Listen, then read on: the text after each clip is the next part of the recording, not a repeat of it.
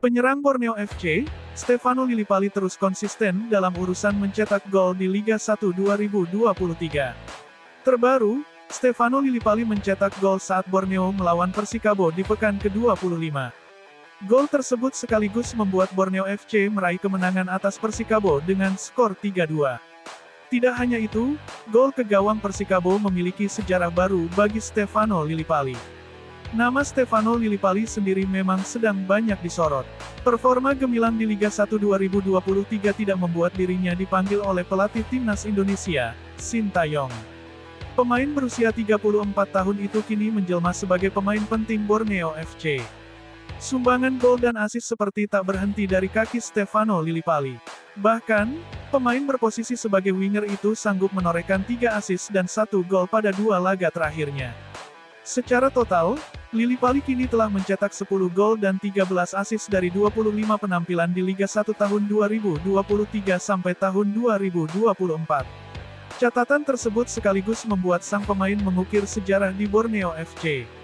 Sejarah yang dimaksud yakni sebagai pemain pertama Borneo FC yang mampu mengemas double digit gol dan assist dalam satu musim.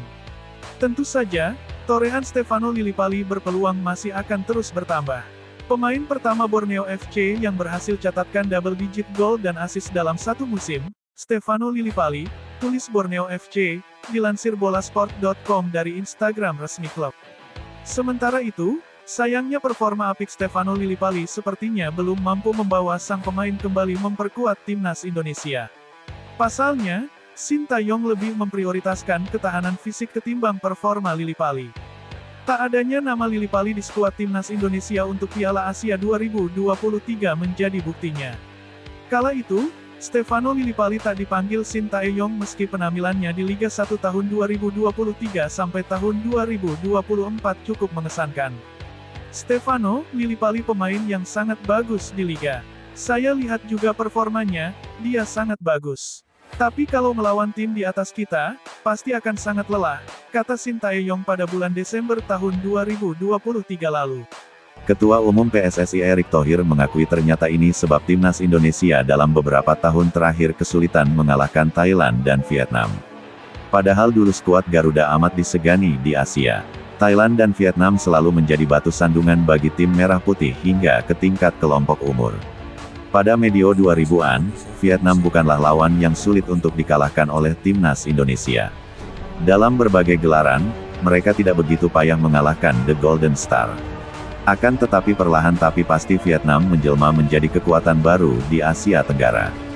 Terhitung sejak 2016, timnas Indonesia tidak pernah menang lawan tim senior Vietnam. Total terdapat 6 pertandingan antara timnas Indonesia versus Vietnam. Hasilnya Indonesia tak pernah menang, 3 kali kalah dan 3 kali imbang. Beruntung kebuntuan atas Vietnam itu akhirnya pecah di Piala Asia 2023 kemarin, timnas Indonesia berhasil menyingkirkan Vietnam dengan skor 0-1. Hal serupa juga terjadi ketika timnas Indonesia menghadapi Thailand. Indonesia tidak pernah menang lawan tim Gajah Perang sejak 2016 lalu. Terakhir kali tim Merah Putih menang di Piala AFF dengan skor tipis 2-1. Setelah itu, 7 pertandingan melawan Thailand menghasilkan 4 kekalahan dan 3 imbang. Selain kepayahan dari sisi head-to-head, dilihat dari peringkat FIFA timnas Indonesia juga jauh di bawah Thailand dan Vietnam. Meski kalah di Piala Asia 2023, peringkat Vietnam di dunia masih jauh lebih baik ketimbang skuad asuhan Sintayong yakni 105. Sementara timnas Indonesia di peringkat 142. Sementara Thailand masih merajai ASEAN dengan menempati peringkat 101 FIFA. Lantas apa yang membuat timnas Indonesia begitu kesulitan mengalahkan Vietnam dan Thailand? Menurut Ketua Umum PSSI Erick Thohir salah satu faktornya adalah tata kelola yang serius membutuhkan dana besar mencapai miliaran rupiah. Kita mau punya tim nasional yang bagus ya angkanya 250-500 miliar, ungkap Erick Thohir dikutip dari FIFA, Senin, tanggal 26 Februari tahun 2024. Pria yang juga Menteri BUMN itu kemudian mengambil contoh besarnya investasi Jepang untuk memajukan sepak bola negaranya. Kalau kita bandingkan dengan Jepang itu kurang lebih angkanya 170 juta US, 3,4 triliun. Jauh kita, kata Erick. Negara-negara tetangga kita seperti Vietnam, Thailand, itu sudah di angka 1 triliun. Jadi ya seperti itu realita. Ada uang, ada kesejahteraan, ada prestasi, imbuhnya. Namun para pecinta timnas Indonesia tidak perlu risau, kebangkitan skuad Garuda mulai terlihat.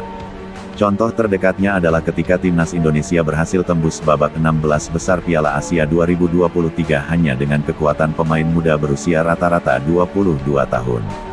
Keberadaan Sintayong yang tidak hanya meramu tim senior tapi juga mendidik para pemain tim U23 menjadi keunggulan tersendiri bagi persiapan generasi timnas Indonesia.